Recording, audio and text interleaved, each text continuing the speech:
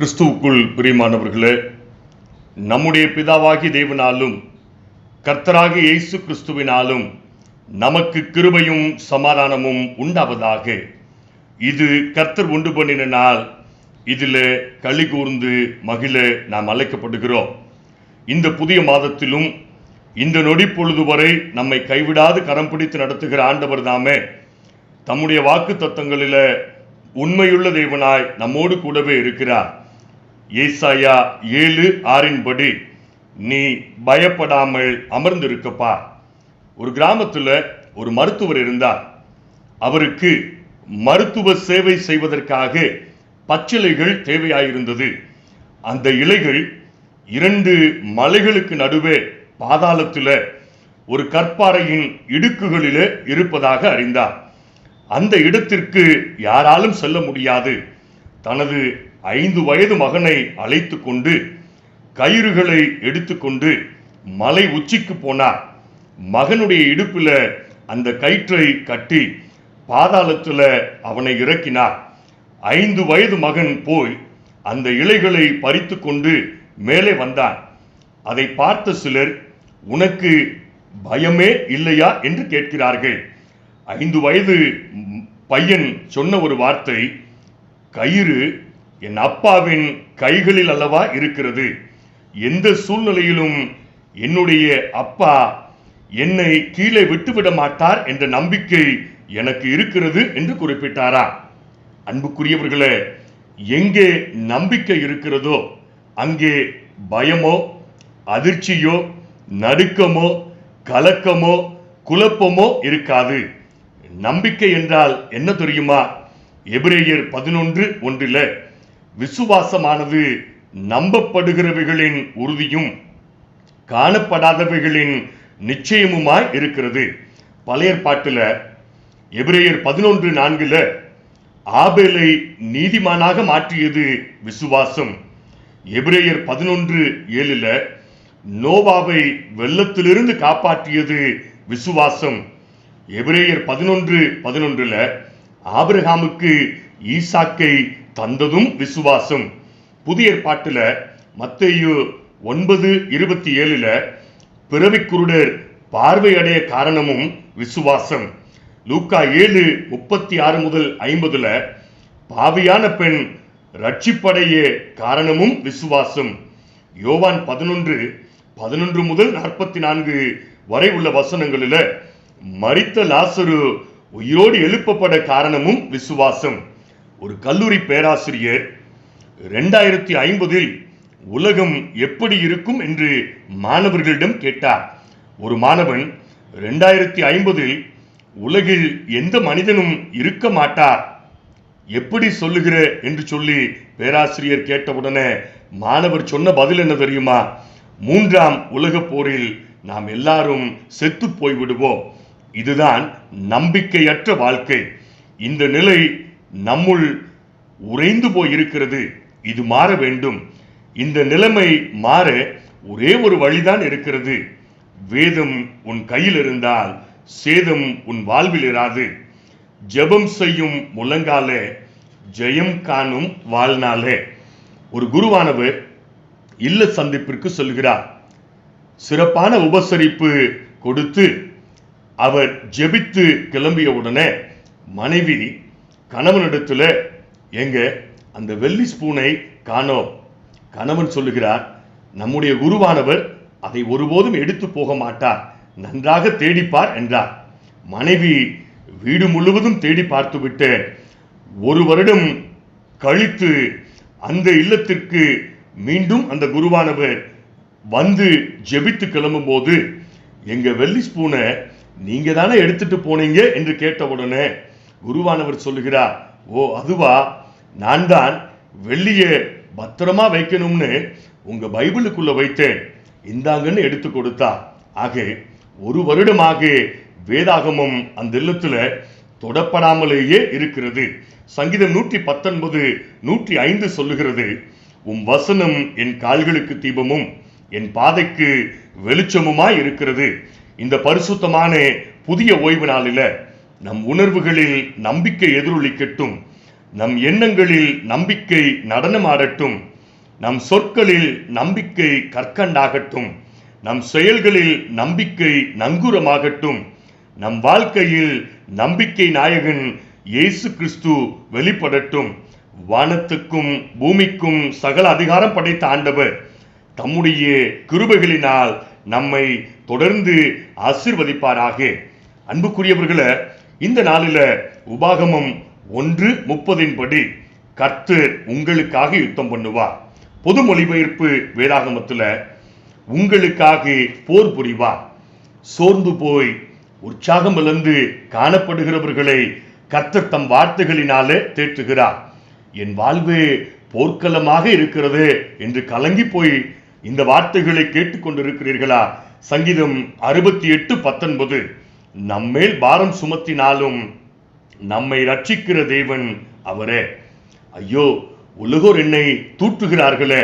அப்போஸ்தலனாகிய பவுல் கலாத்தியர் 6:7 தேவன் நம்மை பரியாசம் பண்ண ஒட்டார். ஐயோ, எனக்கு மட்டும் ஏன் இத்தனை பாடுகள்? யாத்திராகமம் 15:26 நானே உன் பரிகாரியான கர்த்தர். யாரிடம் சொன்ன வார்த்தை தெரியுமா? மோசே இஸ்ரவேலிடம் சொன்ன ஒரு வார்த்தை. பயத்தினால கலங்கி போயிருந்த இஸ்ரவேல் மக்களிடம் மோசே சொன்ன வார்த்தை என்ன தெரியுமா?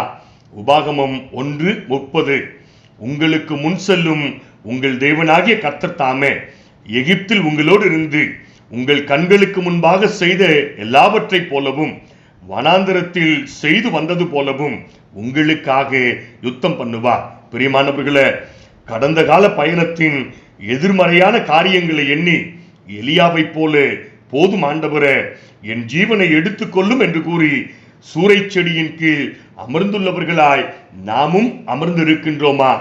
ஆபிரகாம் லிங்கன் துன்பம் என்ற மேகங்கள் இன்பம் அருளும் தேவனின் பிரகாசமான முகத்தை வெளிப்படுத்துகின்றன என்று குறிப்பிடுகிறார். இந்த ஆண்டின் தொடக்கம் முதல் இந்த நொடி பொழுது வரை நம்மோடு கூட இருக்கிற ஆண்டவர்.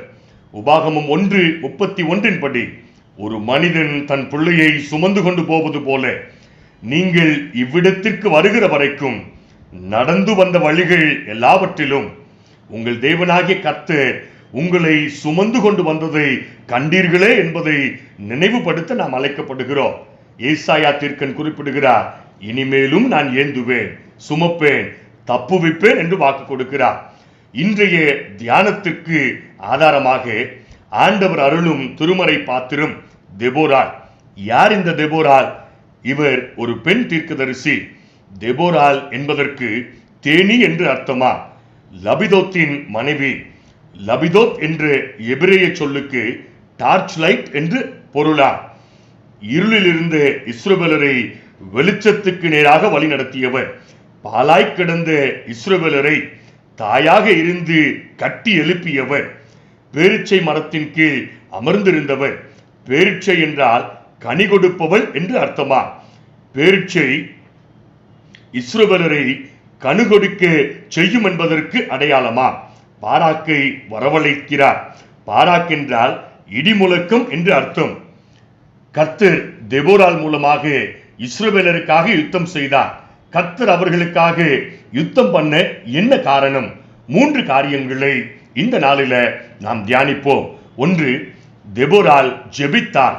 சுமார் 20 ஆண்டுகளுக்கு மேலாக தங்களை ஆட்சி செய்து கொடுங்கோலன் யாபினையும் அவன் படை தளபதி சிசெராவையும் அகற்றும்படியாக 12 கோத்திரத்தார் ஏறத்தாழ பல லட்சம் இஸ்ரவேலர்கள் ஒன்று கூடி ஜெபித்தார்கள்.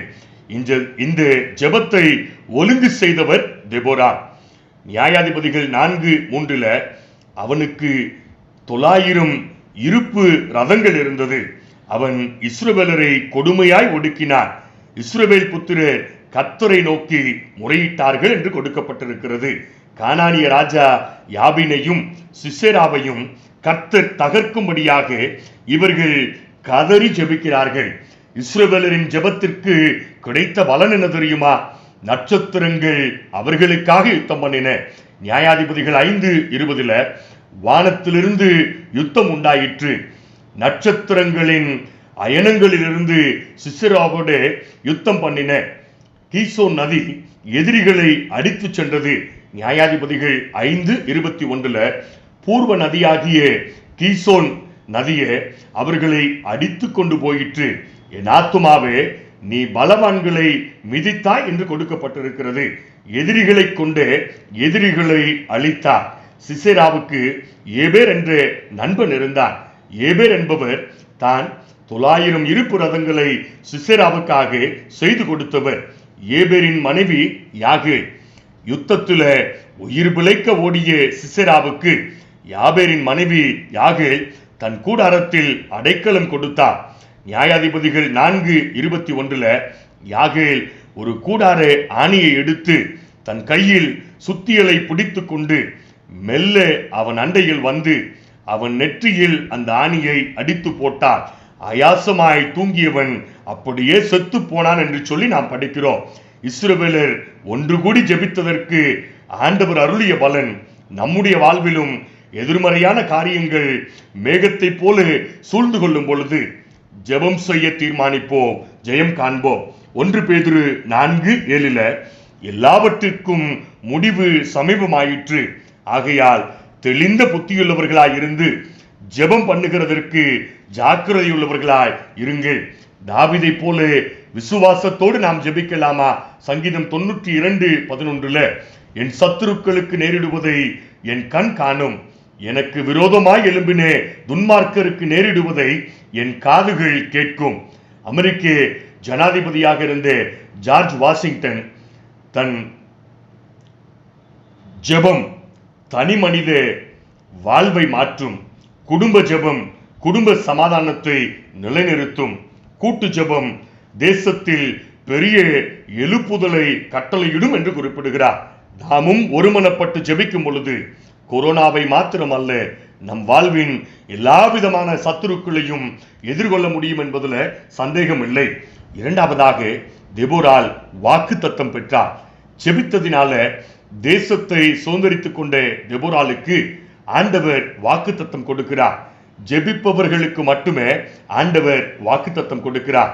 ஜெபிப்பவர் மட்டுமே வாக்கு தத்தம் நிறைவேறுவதை கண் காண முடியுமா? இஸ்ரவேலரின் ஜெபத்தை கேட்டு கானானிய ராஜா யாபினின் ஆட்சியை அகற்றி தெபோராலுக்கு ஆண்டவர் வாக்கு தத்தம் கொடுக்கிறார். நியாயாதிபதிகள் 4:7 நான் யாபினின் சேனாதிபதியாக சிசேராவையும் அவன் ரதங்களையும் அவன் சேனைகளையும் கீசோன் பள்ளத்தாக்கில வர இழுத்து அவனை உன் கையில் ஒப்பு கொடுப்பேன் என்றும் இஸ்ரவேலின் தேவனாகிய கர்த்தர் உனக்கு கட்டளையிடவில்லையா? கர்த்தர் தாம் சொன்னதை மிக சரியாய் செய்து முடிக்கிறவர். அவர் வாக்கு தத்தங்களின் தேவன். அவர் வாக்கு மாறாதவர். சங்கீதம் 145:18 தம்மை நோக்கி கூப்பிடுகிற யாவருக்கும், உண்மையாய் தம்மை நோக்கி கூப்பிடுகிற யாவருக்கும் கர்த்தர் சமீபமாயிருக்கிறார்.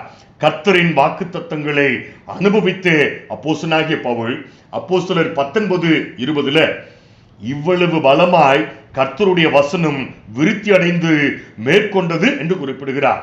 அதே பவுல் அப்போஸ்தலர் 27:25 ஆனபடியினால மனிதர்களே திடமனதாயிருங்கள், எனக்கு சொல்லப்பட்ட பிரகாரமாகவே நடக்கும் என்று தேவனிடத்தில் நம்பிக்கையாய் இருக்கிறேன் என்று குறிப்பிடுகிறார். ஜெபிப்பவர்கள் மட்டுமே வாக்கு தத்தங்களை பெறுகின்றனர். வாக்கு தத்தம் செய்தவர் தம் வார்த்தையை ஜெபிப்பவர்களுக்கு மட்டுமே நிறைவேற்றி கொடுக்கிறார். தேவ வாக்கு தத்தம் நம் வாழ்வை செழிப்பாக மாற்றும். ஆபகுக் 2:3 குறித்த காலத்து தரிசனம் இன்னும் வைக்கப்பட்டு இருக்கிறது, முடிவில் அது விளங்கும், அது பொய் சொல்லாது, அது தாமதித்தாலும் அதற்கு காத்திரு, அது நிச்சயமாய் வரும், அது தாமதிப்பதில்லை. இந்த கொடிய கொள்ளை நோயின் நாட்களில் தேவனுடைய வாக்கு தத்தங்களை இறுக பற்றி பிடித்துக் கொண்டு நாம் ஜெபிக்கிறவர்களாக, வாக்கு தத்தங்களுக்காக பொறுமையோடு காத்திருக்கிறவர்களாக நம்மை அர்ப்பணிக்கலாமா? மூன்றாவதாக தெபோரால் தேவ பிரசன்னத்தோடு புறப்பட்டார். ஜெபிப்பவர்களையும் வாக்கு தத்தம் பெற்றவர்களையும் மட்டுமே தேவ பிரசன்னம் வழிநடத்துகிறது. மத்தேயு 28:20 உலகத்தின் முடிவு பரியந்தம் சகல நாட்களிலும் நான் உங்களுடனே கூட இருக்கிறேன் என்று ஆண்டவர் வாக்கு கொடுக்கிறார். உலகத்தின் முடிவு பரியந்தம் தேவ பிரசன்னம் நம்மோடு இருக்கும். கானானிய ராஜா யாபீனை எதிர்த்து யுத்தம் பண்ண தெபோரால் தனித்து செல்லவில்லை. கர்த்தர் அவருக்கு முன்பாக புறப்பட்டு போனார். நியாயாதிபதிகள் 4:14 அப்பொழுது தெபோரால் பாராக்கை நோக்கி, எழுந்து போ, கர்த்தர் சிசெராவை உன் கையில் ஒப்பு கொடுக்கும் நாள் இதுவே, கர்த்தர் உனக்கு முன்பாக புறப்படவில்லையா என்றார். நியாயாதிபதிகள் 4:8 அதற்கு பாராக், நீ என்னோட கூட வந்தால் போவேன், என்னோடு கூட வராவிட்டால் போக மாட்டேன் என்றான். இன்று நம்மில அநேகர் செய்யும் காரியம் பாராக் செய்வது போலவே இருக்கிறது. அதன் பலன் என்ன தெரியுமா? இஸ்ரவேலரை கொண்டு படைகளை பாராக் சிறப்பாக வழிநடத்தினார். ஆனால் சிசெராவை கொல்லக்கூடிய வாய்ப்பை தவறவிட்டார் என்று வேதத்திலே பார்க்கிறோம். பிரியமானவர்களே, பயப்படாதீர்கள், சந்தேகப்படாதீர்கள். தேவனுடைய பிரசன்னம் நம்மை ஆசீர்வதிக்கும், நம்மை ஆளுகை செய்யும். சகரியா 4:10 கர்த்தருடைய வார்த்தை என்னவென்றால், பலத்தினாலும் அல்ல, பராக்கிரமத்தினாலும் அல்ல, என்னுடைய ஆவியினால ஆகும் என்று கர்த்தர் சொல்லுகிறார். தேவ பிரசன்னம் நம்மோடு இருந்தால் நிச்சயம் நாம் ஜெயம் காண்போம் என்பதுல சந்தேகம் இல்லை. இந்த கொடிய கொள்ளை நோய் நாட்களில் நாம் ஜெயம் காண வேண்டுமா? தேவ பிரசன்னத்தை பற்றி பிடித்துக் கொள்ள நம்மை ஒப்பு கொடுப்போம். நிறைவாக இந்திய தேசத்தின் முன்னாள் ஜனாதிபதி டாக்டர் APJ அப்துல் கலாம் எளிமையான குடும்பத்தில் பிறந்தவர். ஒரு நேர உணவுக்கு கூட வழியில்லாமல் தத்தளித்தவர். கல்வி கற்ற இடங்களில, வேலைக்கு சேர்ந்த இடங்களில பலமுறை புறக்கணிக்கப்பட்டவர். ஆனாலும் தம் வாழ்க்கையை அர்த்தமுள்ளதாக வாழ்ந்து காட்டியவர், தம் வாழ்க்கையை சாதனையாக மாற்றியவர். பாறைகளின் இடுக்குகளில் வளர்வது தாவரங்கள் அல்ல, தன்னம்பிக்கை. தேன் கூட்டில் இனிப்பது தேன் அல்ல, உழைப்பு. கூட்டை பிளந்து வெளியே வருவது குஞ்சுகள் அல்ல, விடாமுயற்சி. தன்னம்பிக்கை பிளஸ் உழைப்பு பிளஸ் விடாமுயற்சி, இம்மூன்றையும் ஒருங்கிணைத்து ஆண்டவரின் பாதத்தில் சரணடைவோம். கர்த்தர் நமக்காக யுத்தம் பண்ணுவார். வாழ்க்கை என்பதற்கு அழகான அர்த்தம் அளிக்கிறார். வாழ்க்கை வாழ்வதற்கு என்று பொருள் தருகிறார். முதல் எழுத்தையும் கடைசி எழுத்தையும் ஒன்று சேர்த்து பாருங்களேன். முதல் எழுத்து வா, கடைசி எழுத்து கை. இரண்டையும் கூட்டி பாருங்கள், வாகை என்று சொல் பிறக்கிறது. நீங்களும் டாக்டர் கலாமை போல வாகை சூட விரும்புகிறீர்களா? தெபோராலை போல ஜெபியுங்கள். தெபோராலை போல வாக்கு தத்தங்களை பெறுங்கள். தெபோராலை போல தேவ பிரசன்னத்தோடு நடங்கள். கர்த்தர் உங்களுக்காக யுத்தம் பண்ணுவார். நியாயாதிபதிகள் 6:14 உனக்கு இருக்கிற இந்த பலத்தோட போ, சர்வ வல்லமையுள்ள தேவன் உன்னையும் வாகை சூடச் செய்வார். ஏசாயா 41:12 உன்னோடே போராடினவர்களை தேடியும் காணாதிருப்பார். உன்னோடே யுத்தம் பண்ணின மனிதர் ஒன்றுமில்லாமல் இல்பொருள் ஆவார்கள். கர்த்தருடைய கரத்தில் ஒப்பு கொடுப்போமா? கர்த்தர் நம்மை தம்முடைய மகிமைகளை வெற்றி சிறக்க பண்ணுவார். கர்த்தர் தாமே இந்த திருவார்த்தைகளை ஆசீர்வதிப்பாராக. ஆமென்.